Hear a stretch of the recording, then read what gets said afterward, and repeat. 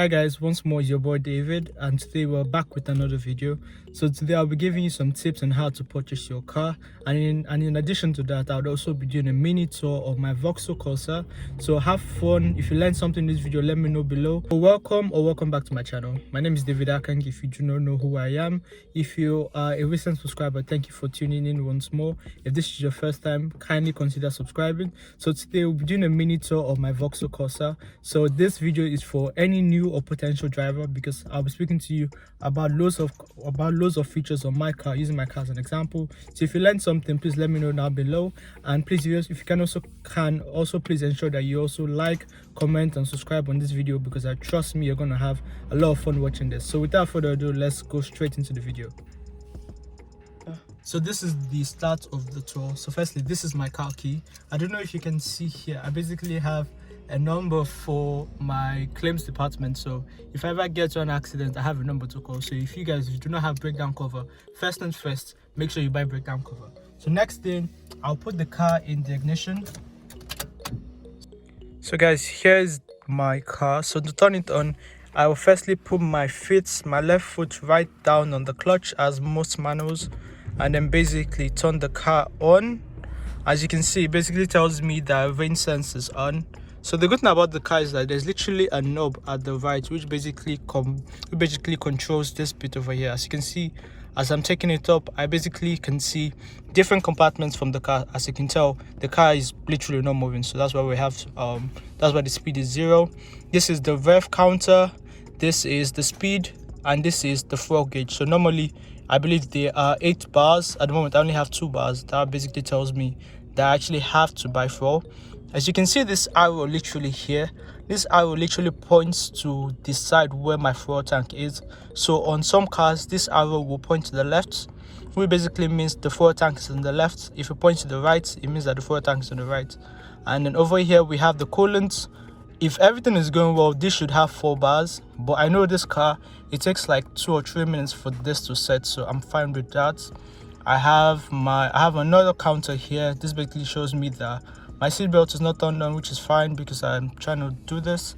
And then the next thing is that I can also see some other features on my car. So if I go and click on menu once more, and then if I click here, you can basically see that as I'm clicking this little knob over here, is changing. So I can see that I have 74% oil left. I can see the tire pressures for each one of my wheels. I can see the units of the measurements. I can see speeds, I can see mostly everything, and it's really good because you have this hands-on experience with the car, because you can see many things and you can control many things. So now let's go on to the driving wheel. So we have the horn over here.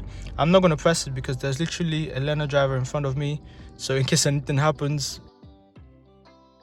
We have the what do they call this, the cruise control. So if you have not watched my 8 tips video, 8 tips for new drivers, I spoke about cruise control. So if you want to know more about this, there'll be a link above which will link you to this video so you can learn more about this. This is the speed limiter. So if, for instance, my road currently, the road that I'm currently on is basically a 30 mile per hour road. So if I would like to drive only to 30, I would basically use that button. Like right here, these buttons here basically control everything in this compartment. So we have the phone, we have the volume.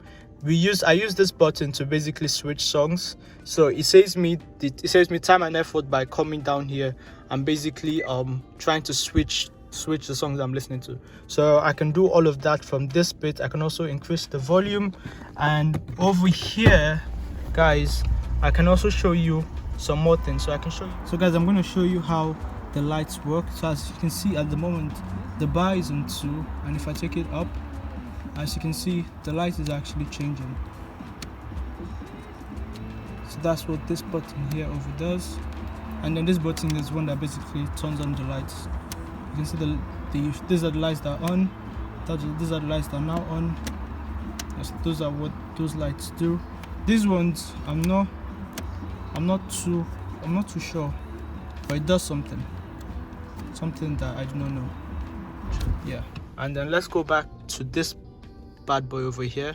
So here I can basically like show different things. So I can set my date and time. There's one thing I've also noticed, like I can also like make changes like audio settings to the car. I don't know if I can actually show you guys.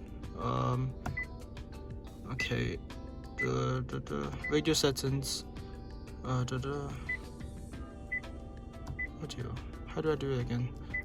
2,000 years later. Connection vehicle settings. 1 eternity later. The good thing is, like, if I want to like change like different audios or how everything sounds, what I can basically do is that if I increase this like from here, I can basically turn on the radio. So as you can currently you're listening to BBC, and if I go onto menu, and then if I go on to tone settings, I can basically just mess about with the EQ. So I can change to like pop, rock, country, classical, talk, and then back to manual. And on this bit here, I can basically control where the sounds comes from. So right now the sound is coming from the right hand side, which is basically where I'm sat, and then this is from the seats behind me. And yeah, so I can basically do all of that configuration on over here, and then when I'm done, I'll basically just reset everything back to how it was. So yeah, so that is this bit. And then the next thing here, we have city mode. So what normally happens when I click this button is that basically the wheels just become like really easy to turn. So that's the meaning of city mode. So it helps you like in terms of parking. And then if I go back here once more, if I click on it, you can see it is not as easy as it was like previously. That's just because I'm doing something else. So yeah, so that's what city mode does.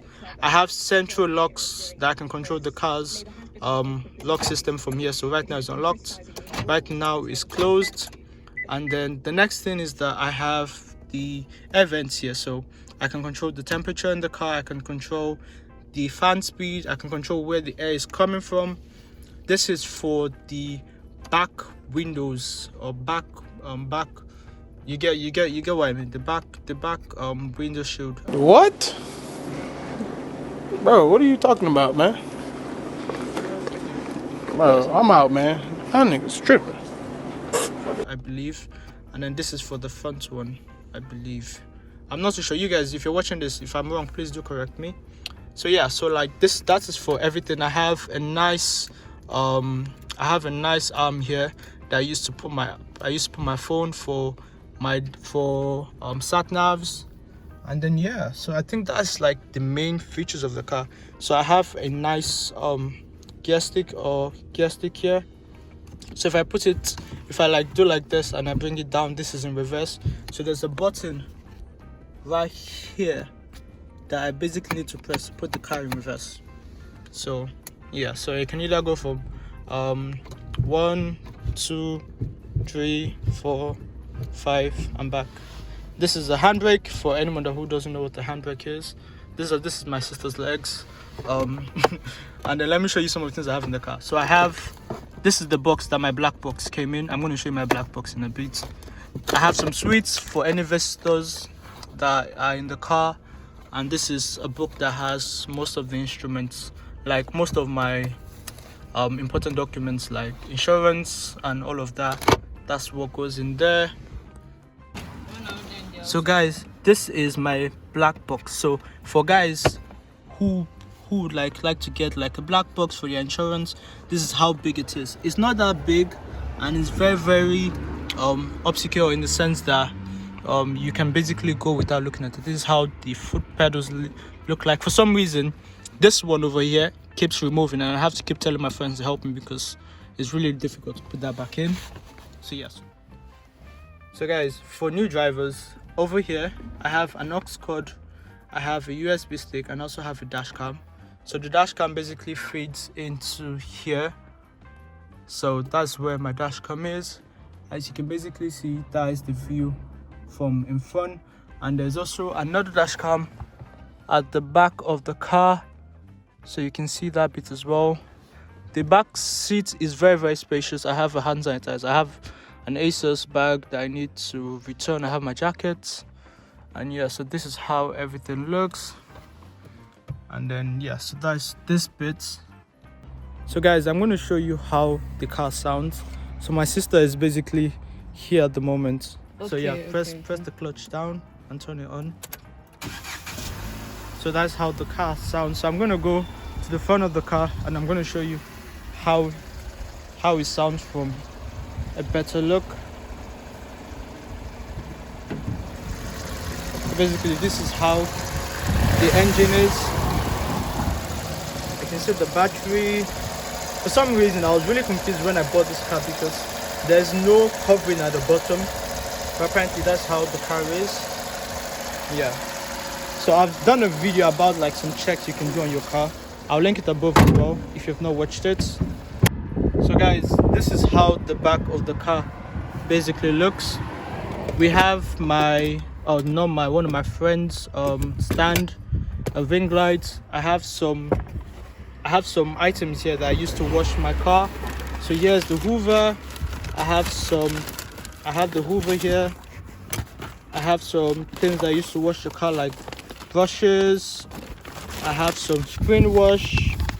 I have some what else? I have some sponges in here as well. So in terms of boot size, it's really big, as you can see. And then if I open this knob over here,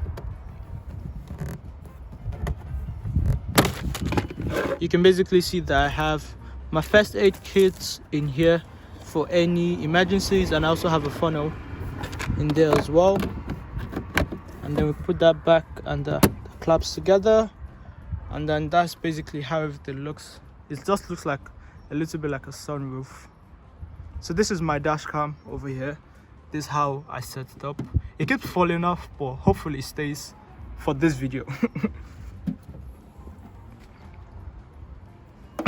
So that's the back of the car.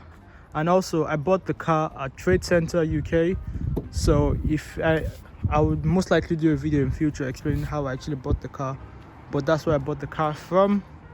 And this is how the wheels are. I've got some alloy wheels, which are really dirty because, man, I don't have money to pay for it at the moment to wash it. But yeah, so that's how everything looks. Yeah, I'm going to show you how the blinkers look. Esther, you see that triangle in the middle? Can you just press it in the middle of that side? Where? There. Yeah. There. Yeah. Yeah. Which one? This one? Yeah. So you can see this is how the blinkers look. You can also see the lights over here as well.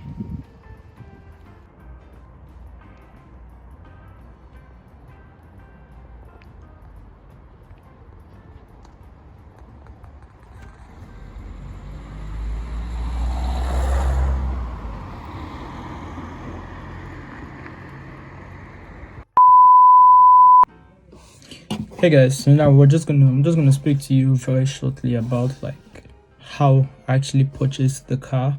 So I'm gonna give you some good tips about purchasing your first car. So if you're a new driver, this is your first car that you're trying to purchase. So you've seen how my car looks. I've done a very good cinematic video. Shout out to Justice, i.e. Chase Media, for helping me with that. So if you guys have liked the video so far, make sure you subscribe for more videos, and make sure you also tell me about your best parts in the video as well. So I'm just going to speak to you and give you some new tips about how I bought the car. Maybe you can get some advice from that. So basically I bought the car, as I said in the video, most likely this year during the pandemic. I bought it at Trade Center UK. Trade Center is basically like a site where they basically sell different cars. So if you're looking for Corsas, if you're looking for Astras, Minis, there are different cars there. So you can basically just go there and then make sure when you go there, you basically haggle. Because even if you go and you can see like £2,000 or £3,000 off a car, trust me, it is not off. It is still really expensive. So yes, just have that. So in terms of buying a car, you basically have two options. You can either finance the car, and by finance basically means that you spread out your payments. So either 3-4 years. That would help you if you're looking for a very good or expensive car, or a car that you would like to drive for the next few years. If that's not the case, if you just want something for the now and the present, then I'll say you can just go on Auto Trader, or go on Auto Trader, and then you can basically find like a car for like £1,000 or £2,000. Just make sure that the car that you're getting is basically HPI checked. HPI check just basically entails that the car that you're getting has not been written off, i.e. it has not gotten into an accident. I have a video, or one of my friends, Simba, has basically spoken to you guys basically about category cars. I'll link it above. In terms of car cost, my car, I basically spend like £30 to run it, so £30 per month, which is not bad. I believe it's good. Yeah, so in terms of insurance and tax, I'll be doing a separate video about that, because I believe that is a very, very encompassive subject. So I'll have a very dedicated video about that. My car had one previous owner, so make sure that when you're buying a car, you check how many owners that car previously had, and then you can go on webuyanycar.com and you can also check for the value of the car. In terms of insurance, as you saw in my video, as you saw in the video shortly, I have a dash cam. So in terms of any accidents, make sure you have a dash cam. When you get to where you're buying the car, make sure you test drive the car. Make sure that you actually know how the car drives and you have a feeling. Do not just go there and then take the first car that you're given. I did that, but make sure you do not do that. And next thing, I would say, like, I said, this is the most important thing, like, for me. I believe it's just basically having a budget. Like, don't live above your means. Just do what you can do. Like, if you know you can afford to finance a car, then just do it. But don't do it if you know you can't handle the payments, because number one, all of these things, it feeds into your credit score. If you don't know what credit score is, a credit score is basically a score that lenders look at when they're offering you credit. In summary, that's what credit score is. So make sure you check your credit score before going for a finance car. If you're paying by cash, make sure you have the budget to pay for the car. And please do not go. Some people might go on Facebook Marketplace to get a car, which is fine, but I personally do not recommend that. But yeah, that's just my little tips, and thank you guys for listening. And let's go back to the car. I don't really mean let's go back to the car. I've already shot the ending. I'm just gonna cut straight to it. So guys, that's the end of this mini tour of my car. If you have any questions about the car, like in terms of pricing, in terms of insurance, tax, all of that, I will have a separate video for that, or you can. But if you have specific questions, just feel free to leave that below, and I will get through those questions. So thank you once more for watching, and have a nice day to all of you. Bye guys. I get up, I get up, can't deny it. I get up, I get up.